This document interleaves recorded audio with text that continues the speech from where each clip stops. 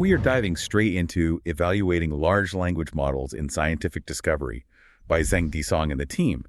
And the central claim here is, well, that the science benchmarks we're all using, things like GPQA, MMMEU, they're fundamentally flawed. They really are. They're testing what the paper calls decontextualized knowledge. It's like they're checking if an LLM is a good student, not if it can actually be a researcher. Exactly. A researcher needs that iterative reasoning, the ability to refine a hypothesis, to work with messy data. And that's what this team set out to measure. They built the Scientific Discovery Evaluation Framework, or SDE. It's scenario-grounded, covering chemistry, biology, materials, and physics to assess that whole discovery loop. Okay, so let's hit the key findings right at the top for everyone. First, there's this huge consistent performance gap.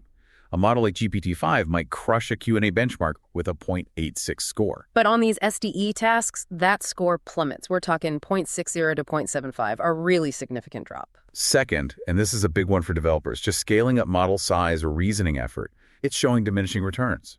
We're hitting a plateau. More compute isn't fixing this specific problem. And maybe the most interesting finding, having that deep book knowledge, those high Q&A scores, it wasn't even a prerequisite for success.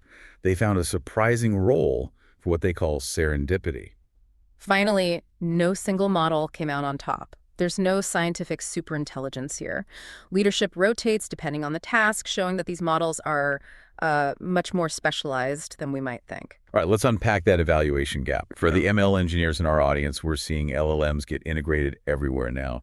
Models like ChemCrow are in the full discovery cycle. Right, they're planning experiments, running simulators, but the way we evaluate them has been completely left behind. That's the disconnect you mentioned. It is. The old benchmarks are static. They ask, do you know this fact? Which is fine for testing coursework knowledge, getting straight A's. But research isn't a trivia contest. It's about designing the next experiment, dealing with noisy data, and knowing when your hypothesis is just plain wrong. Exactly. And our evaluations just haven't been measuring that dynamic, iterative process until now. So SDE is designed to move the LLM from the exam room into the research lab, so to speak. Yeah. How did the team actually structure it? It all starts with being scenario-grounded. These aren't just random questions. They built the benchmark around actual, real-world research projects defined by domain experts. The kind of things a PhD student would be tackling. Precisely. And they broke those big projects down into 43 distinct modular research scenarios. And that decomposition seems critical. It lets them assess the whole workflow. It does. And the assessment itself has two main phases. Phase I is question level. They have over 1,000 expert-vetted questions that are tied directly to steps within those scenarios. So getting a question right means you've made measurable progress on a real task, not just recalled some factoid. That's the idea. Can you give us a sense of the technical depth here? What kind of tasks are we talking about? Okay, take chemistry. They cover retrosynthesis. That's working backward from a molecule to figure out how to make it. Super complex, multi-step planning.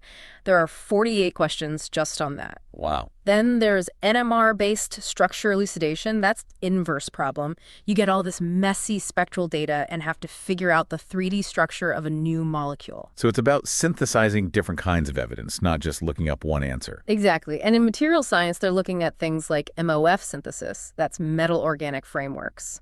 And even whether the models can handle computational workflows using LAMO-PS or VASP. For anyone not in the field, those are the big industry standard simulation packages. Right. The model has to know how to set up the simulation, interpret the output, even troubleshoot it. It's a practical skill test. Okay, so that's phase one, testing applied knowledge. But the real game changer seems to be phase two, the project level assessment. Yes. This is where they use a system called the STU harness to put the model into a real discovery loop. It has to propose a hypothesis, run a simulated experiment, interpret the result, and then refine its strategy. It mimics the entire end-to-end workflow, testing things like state maintenance, which LLMs are notoriously bad at. That's the whole point. Can it reason and adapt over multiple steps? Let's get to the results from phase N. The performance drop-off is, well, it's startling. GPT-5 gets a 0.86 on general science benchmark, but then a 0.60 in chemistry on SDE. What's that telling us? It's telling us there's a huge difference between stored knowledge and robust, context-dependent scientific skill. The moment a question requires actual reasoning within a scenario. The performance just falls off a cliff. It really does. And even within SDE, the mastery is so specific. Can you give an example of that variance? Sure. Look at GPT-5 in chemistry. It scored a 0.85 in retrosynthesis planning. Very impressive. It shows it's great at complex logical problem solving. But then you give it NMR structure elucidation, and it scores a 0.23. Oof. That's a massive difference. It's stark. Retrosynthesis is a kind of sophisticated search problem. NMR is an ill-posed inverse problem. It requires integrating noisy, multimodal data. The model just couldn't handle that. So this brings us to that core challenge for developers. Reasoning. We all assume that adding things like chain of thought should fix this. Did that hold true here? It did, but only up to a point. Comparing, say, DeepSeek-R1 with its non-reasoning version showed a huge boost. A huge boost how? The most dramatic example was in biology. On Lipinski's rule assessment, the accuracy for the DeepSeek model jumped from 0.65 to a perfect 1.00. A perfect score just by turning on reasoning. Yeah. It absolutely validates the entire effort into creating these advanced reasoning frameworks. But, and this is the part that should make researchers pause, you said there were diminishing returns. Right. When they looked at the top-tier model GPT-5 and cranked up the reasoning effort at test time, the gains became tiny. Statistically negligible, really? Same thing with just scaling up model size. So the old playbook of just go bigger or add more computed inference isn't working for these kinds of tasks. It's hitting a wall. We need a new approach, something beyond just more parameters. And adding to this vulnerability, the paper found that the top models are all failing in the same way. This is a huge systematic risk. You've got models from completely different labs, GPT-5, Grok 4, DeepSeek-R1, Claude Sonnet 4.5, and their accuracy profiles are almost in lockstep. The correlation is over 0.8 in chemistry and physics. Which strongly implies they all share the same blind spots. It almost has to be from their pre-training data. They're learning from similar distributions, so they're inheriting the same systematic weaknesses. And they're not just getting things wrong, they're converging on the exact same wrong answers. Exactly. On the MOF synthesis questions, all 4 top models made the identical mistake on 4 of the 22 questions. This is what led the team to create the SDE hard subset. The 86 toughest problems. And on those, all models scored less than 0.12. It means if you're trying to solve the hardest problems by just taking a majority vote from these models, you are just wasting your time in compute. So let's talk about the true test.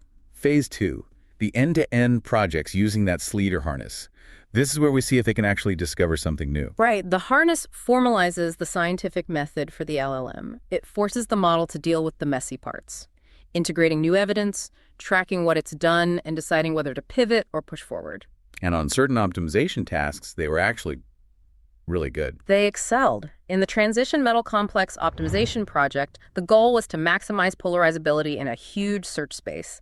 The models navigated it incredibly well. DeepSeek-R1 was a standout there, right? It was. It produced a really impressive Pareto frontier, which is, for our listeners, the set of optimal trade-offs between 2 goals. It showed a real knack for effective global search. And we saw something similar in the physics task with symbolic regression. Yes. The reasoning-enabled models like DeepSeek-R1 and GPT-5 found the governing equations for dynamic systems much faster and with lower error. They could propose structural changes, like realizing an equation needed a sign function, not just a polynomial. Okay, but now we get to the most counterintuitive part, the big insight, the Serendipity Paradox. This part is fascinating. It turns out that having all that granular textbook knowledge from phase was not always necessary for success in the actual discovery project. Wait, so a high score on the test didn't predict success in the lab? Not always. Let's go back to that TMC optimization project. The model scored pretty poorly on the related Q&A predicting oxidation states, things like that. Core chemistry knowledge. Yet they still found the optimal compounds. They did. Their ability to see the general direction of optimization and strategically explore the space basically made up for their lack of detailed knowledge. It's like they know how to drive the car, even if they Wow. can't explain how the engine works. That's a perfect analogy.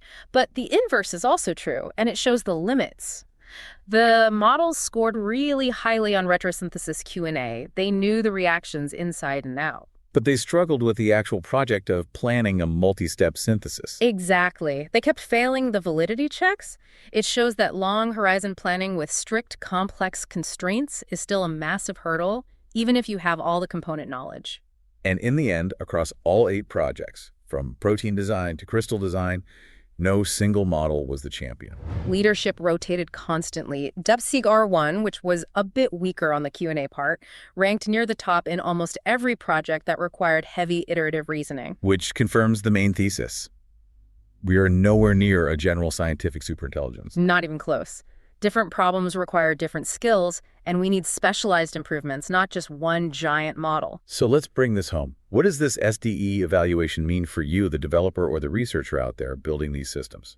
Well, the big picture is that while LLMs know a lot, they lack that robust, iterative reasoning for autonomous science.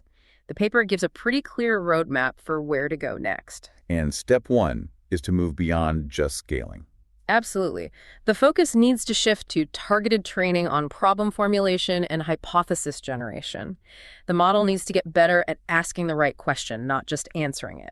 Second, we have to tackle those shared failure modes, the SDE hard problems. Right. And that means we have to diversify pre-training data. If all the top models are failing in the same way, we need to inject new data sources, research papers, simulation logs, even failed experiments to give them fundamentally different blind spots. Third, and this seems crucial, is the focus on tool use and executable actions. Yes, the model has to go from just predicting text to actually generating and debugging code that does something. The hardest SDE scenarios required using simulators, libraries like RDKit. Evaluation has to prioritize this. Can the model call a tool correctly, handle an error, and then refine its approach? Because textual accuracy doesn't matter if the code doesn't run. It's useless. And finally, we have to circle back to reasoning. Since the standard methods have plateaued. Exactly. The gains we're seeing from reasoning fine-tuned on general math and code are hitting a ceiling on these scientific tasks. We need new reinforcement learning strategies, ones tailored specifically for scientific reasoning, for integrating noisy evidence over long time horizons. So this whole dive into the SDE framework really shows the next frontier isn't about static knowledge. It's about dynamic, strategic decision-making.